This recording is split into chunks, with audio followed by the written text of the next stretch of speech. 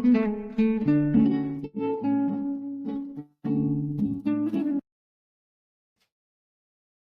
Friends, आपका मेरे channel में स्वागत है। आज हम करेंगे class 11 OC meaning of business and it's definition and features. Business क्या है, उसके फीचर्स क्या है और उसका डेफिनेशन क्या है। बिजनेस वो एक्टिविटी होती है जिसमें बाइंग एंड सेलिंग होती है। कोई बंदा बाय करता है, कोई सेल करता है। टू पार्टीज इन्वॉल्व होती है जिसमें एक बायर होता है जो लेने वाला होता है, एक सेलर होता है जो सेल करने वाला होता है। उसको बिजनेस बोलते हैं। इसमें इंडिविजुअल या ग्रुप ऑफ इंडिविजुअल इन्वॉल्व हो सकते हैं सेलिंग करने के लिए। पर्सन, गुड्स या सर्विसेज मार्केट में ये लोग सेल करते हैं। Business represents organized efforts by an individual और a group of individual. It is an systematic attempt by business person to produce goods and services and sell them into a market.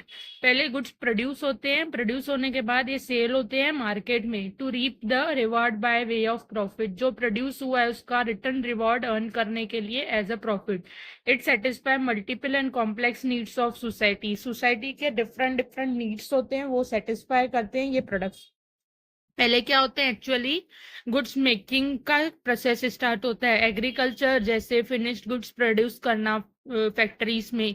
It can be produced with man power या machines के help से produce होता है। Cultivation करना land के piece पे, या example जैसे कि प्रोडक्शन करना ऑयल सीड्स से ईडेबल ऑयल बनाना। ऑयल सीड्स में से मैन पावर भी लगता है, मशीन भी लगता है।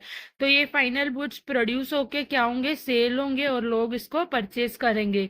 डिस्ट्रीब्यूट प्रोडक्शन में क्या होगा, फिनिश्ड गुड्स में प्रोड्यूस करना, और डिस्ट्रीब्यूशन में क्या होगा, डिस्ट्रीब्यूट करना और मार्केट करके ट्रांसपोर्ट करके इनको एंड प्रोड्यूसर से लेके होलसेलर या रिटेलर तक पहुंचाना, जैसे कि वो फाइनल कंज्यूमर तक पहुंचाए। ओके। डेफिनेशन प्रोफेसर हैनी ने क्या बोला है, बिजनेस एक्टिविटी वो ह्यूमन एक्टिविटी है जिसमें प्रोडक्शन एंड प्रोसेसिंग पूरा होता है वेल्थ का। ओके। पूरा प्रोड्यूस होगा, प्रोड्यूस वेल्थ, उससे क्या होगी, वेल्थ जनरेट होगी, प्रोडक्शन होगी, फिर सेल होगा। अभी यहाँ पे प्रोफेसर हंस प्राइड एंड कपूर ने क्या बोला है, ऑर्गेनाइज्ड एफर्ट्स ऑफ इंडिविजुअल का जो है ना, ऑर्गेनाइज्ड एफर्ट्स है प्रोड्यूस करना, सेल करना प्रॉफिट के लिए गुड्स और सर्विसेज, और सेटिस्फाई करना नीड कस्टमर की। ओके। नीड बेसिकली सेटिस्फाई होती है गुड्स से। ओके। तो अभी इसके फीचर्स क्या है, इकोनॉमिक एक्टिविटी है, इसमें मनी या मनी मैटर्स रिलेटेड है। जो भी मनी या मनी मैटर्स रिलेटेड होते हैं ना, ट्रांजेक्शन्स, उसको इकोनॉमिक एक्टिविटी बोलते हैं। एक्सचेंज में मतलब यहाँ कैसे मदर काम करती है love and affection and feeling emotions के साथ, वहां पे मॉनेटरी मैटर्स लाइवलीहुड इन्वॉल्व नहीं होता। यहाँ पे कैसे मॉनेटरी मैटर्स इन्वॉल्व होते हैं।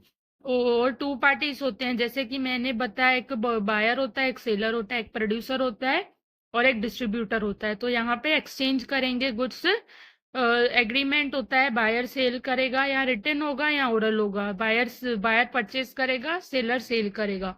मेन मोटिव क्या होता है इनका, प्रॉफिट अर्न करना, जो भी प्रोडक्ट बनाया है उसके पीछे प्रॉफिट अर्न करना, और सेल्स का, बिजनेस का सेल्स बढ़ाना। The basic purpose of business is to earn profit from its activity.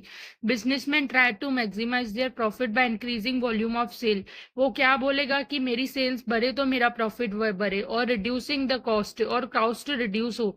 It is the spine of business. Profit है ना जो स्पाइन होता है बिजनेस के, अगर प्रॉफिट होता रहेगा तो बिजनेस लॉन्ग रन में चलता रहेगा, नहीं तो नहीं चलेगा।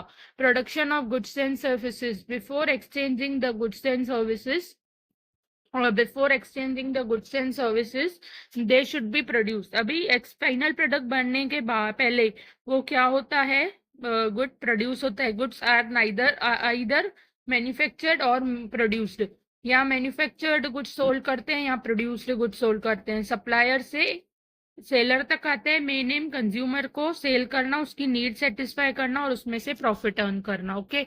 Exchange of goods and services, business involve transfer of goods and services indirectly with money और money is worth. Monetary exchange is exchange with money. देखो अभी बुक आपने एक नोटबुक बाय की कैश देके, तो उसमें क्या हुआ, मनी मैटर्स इन्वॉल्व हुए, मनी हार्ड कैश इन्वॉल्व हुई। बार्टर एक्सचेंज जो पुराने जमाने में होता था ना, उसमें अभी आपके पास व्हीट है, मेरे पास राइस है, मैं आपको बोलूंगी मैं आपको एक्सरसाइज दे रही हूँ, आप मेरे को रीड दो। उसमें क्या है, मनी मैटर नहीं होता था, इन्वॉल्व नहीं होता था, पर अभी यहाँ पे मॉनेटरी एक्सचेंज होता है गुड्स का कैश के मतलब against. If goods are produce own consumption, stitching a dress for a daughter.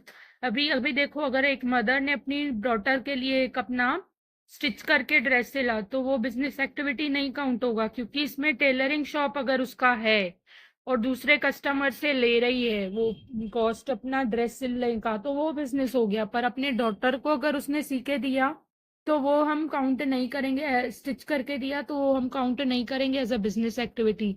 अगर बिजनेस में अगर डोनेशन हो, ऐसे ही गिफ्ट हो, तो वो भी हम बिजनेस एक्टिविटी काउंट नहीं करेंगे। Dealings in goods and services, okay, every type of business transaction is concerned either goods और सर्विसेज। सॉरी, हर कोई ट्रांजैक्शन रिलेटेड होता है गुड्स या सर्विसेज से। एब्सेंस ऑफ गुड्स अगर वो सर्विस होगा तो ट्रांजैक्शन होगा ही नहीं।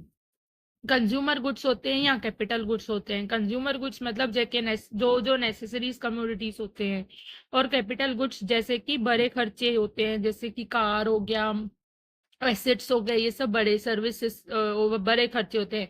सर्विसेज वो होती है जो बिजनेस के थ्रू दी जाती है, जैसे लॉयर, प्रोफेसर, डॉक्टर, ये सर्विस दे रहे हैं, मनी चार्ज कर रहे हैं, इसको सर्विसेज बोलते हैं। ओके, अभी गुड्स में देखो, कंज्यूमर गुड्स कैसे आ गया, T, pencil, milk, notebook etcetera. और कैपिटल गुड्स में मशीनरी, जैसे कि मैंने बोला बड़े goods, plant and machinery etcetera.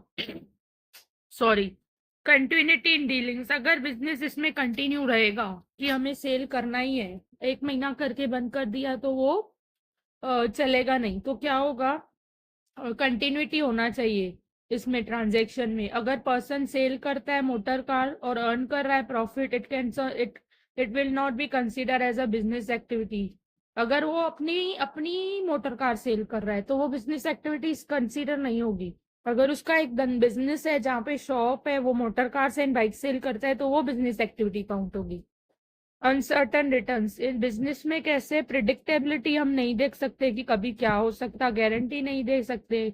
कभी बिजनेसमैन प्रॉफिट करता है, कभी लॉस करता है, कभी कुछ नहीं कमाता है, तो डिपेंड रहता है सिचुएशन के ऊपर और हमारा सरकमस्टेंस के भी ऊपर। भाई अभी बारिश है तो हम अम्ब्रेला चलेगी, अगर बारिश अगर ठंडियां हैं तो रेनकोट, ये सॉरी, स्वेटर्स चलेंगे। तो वो डिपेंड रहता है एनवायरनमेंट के भी ऊपर और नीड के ऊपर। Element of risk, risk involve होता है ट्रांजैक्शन में। रिस्क इन्वॉल्व हो कैसे होता है कि कभी कभी मार्केट सिचुएशन, किसी ने कंपटीशन में प्राइस कम कर दिया, किसी ने ज्यादा कर दिया, कंज्यूमर का टेस्ट चेंज हो गया, चोरी हो गई, फायर हो गया, नेचुरल कैलेमिटी कुछ भी हो गई, तो ये सब फैक्टर्स रिस्क में इन्वॉल्व किए जा सकते हैं एज अ बिजनेस के अंदर।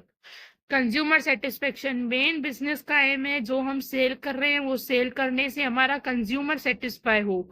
जो भी इकोनॉमिक एक्टिविटी होती है ना, मेन एम उसका यही होता है, क्वालिटी प्रोडक्ट्स देना, प्रॉपर कॉस्ट पे देना, और पर्पस उसका होता है कंज्यूमर रिटेन करना, मतलब वो कंज्यूमर रिटर्न बार बार आने चाहिए हमारे पास, जैसे कि हमारा बिजनेस कंटिन्यूएशन में चले। तो ये बिजनेस का मीनिंग, फीचर्स थे। आपको कोई भी डाउट हो तो आप पूछ सकते हैं। Thanks for watching, like, subscribe and share my channel. Thank you.